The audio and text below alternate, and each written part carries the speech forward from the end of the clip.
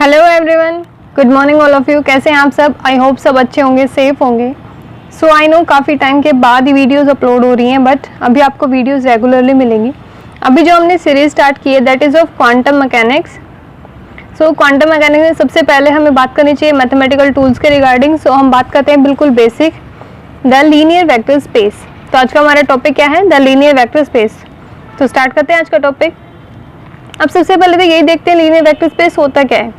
A linear vector space consists of two set of elements and two algebraic rules. Linear vector space के अंदर क्या होता है? आपके दो सेट होते हैं किसी भी एलिमेंट्स के, जो कि टू एल्जेब्रिक रूल्स को फॉलो करते हैं। अब वो सेट क्या क्या है, वेक्टर्स क्या क्या हैं? A set of vectors phi, psi and chi and a set of scalar quantities A B C, कुछ भी हो सकता है। And a rule of vector addition और a rule of scalar multiplication is obeyed. मतलब कि आपका लीनियर वेक्टर स्पेस कुछ नहीं है, एक कॉम्बिनेशन है एलिमेंट्स का। और वो एलिमेंट्स भी क्या है? एक तो आपका वेक्टर्स हैं, कोई भी वेक्टर्स, उसके साथ साथ कोई स्केलर मल्टीपल्स हैं, जैसे मान लो ए साई या ए फाई, बी साई, कुछ इस टाइप से, जो कि एल्जेब्रिक रूल्स को फॉलो करते हैं। एल्जेब्रिक रूल कौन कौन से? आपका vector addition and scalar multiplication. तो ये दोनों रूल्स को जो आपका कॉम्बिनेशन वेक्टर एंड स्केलर्स का ओबे करेगा वो आपका क्या होता है? The linear vector space. ठीक है, फिर चलिए हम ये भी बात कर लेते हैं कि जो आपके रूल्स हैं, addition rules and scalar multiplication, वो किस तरह से होते हैं। मान लेते हैं if phi and psi are vectors of a space then their sum is also a vector of the same space. मान लेते हैं आपका साई अलग से फंक्शन है वेक्टर स्पेस का, एंड साई आपका चाई एंड साई दोनों अलग अलग आपके अगर वेक्टर स्पेस से बिलोंग करते हैं तो उनका सम भी क्या करेगा? बिलोंग करेगा। और ये चीज़ कम्यूटेटिव, एसोसिएटिव, इन प्रॉपर्टीज़ को सेटिस्फाई करेगी या नहीं वो देखते हैं। मान लेते हैं कम्यूटेटिव में अगर हम देखें तो हम लिख सकते हैं psi plus chi, sorry this is your chi, chi plus psi is equals to psi plus चाई।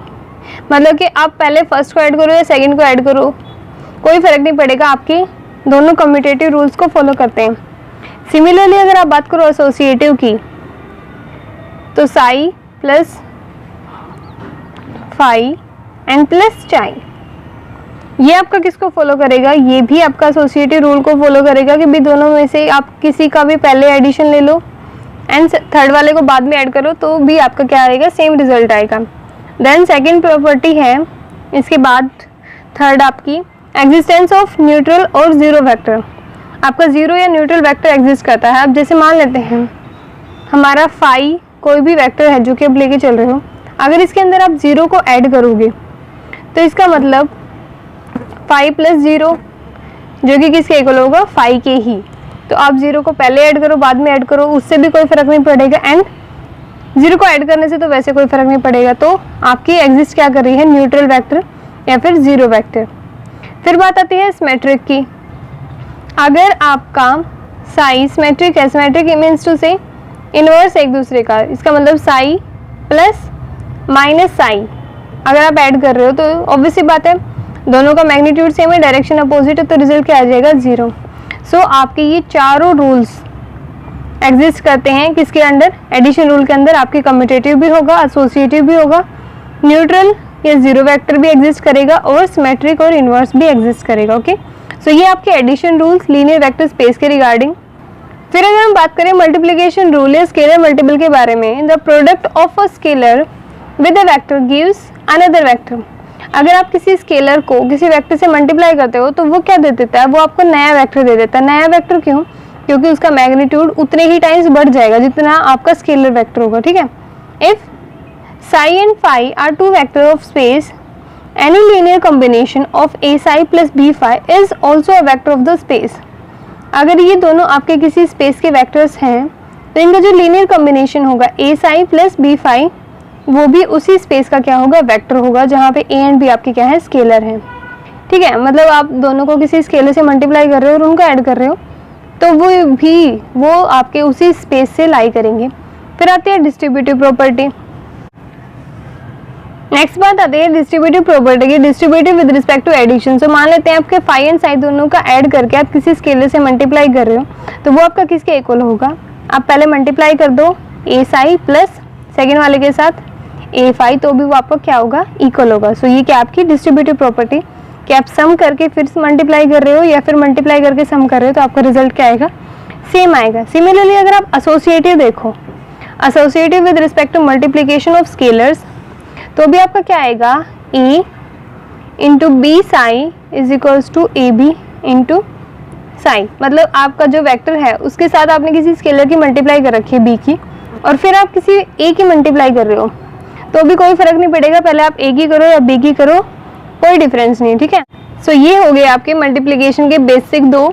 इसके बाद दो एग्जिस्टेंस और करती हैं थ्योरम, वो क्या है, जैसे एडिशन के केस में देखा था जीरो या सिमेट्रिक एग्जिस्ट कर रहा है, यहाँ पे जो जीरो एग्जिस्ट करेगा वो किस तरीके से एग्जिस्ट करेगा कि भी आप जीरो की मल्टीप्लाई कर रहे हो साई के साथ, तो वो किसके इक्वल है, साई की मल्टीप्लाई जीरो के साथ, टोटल क्या आ जाएगा, जीरो।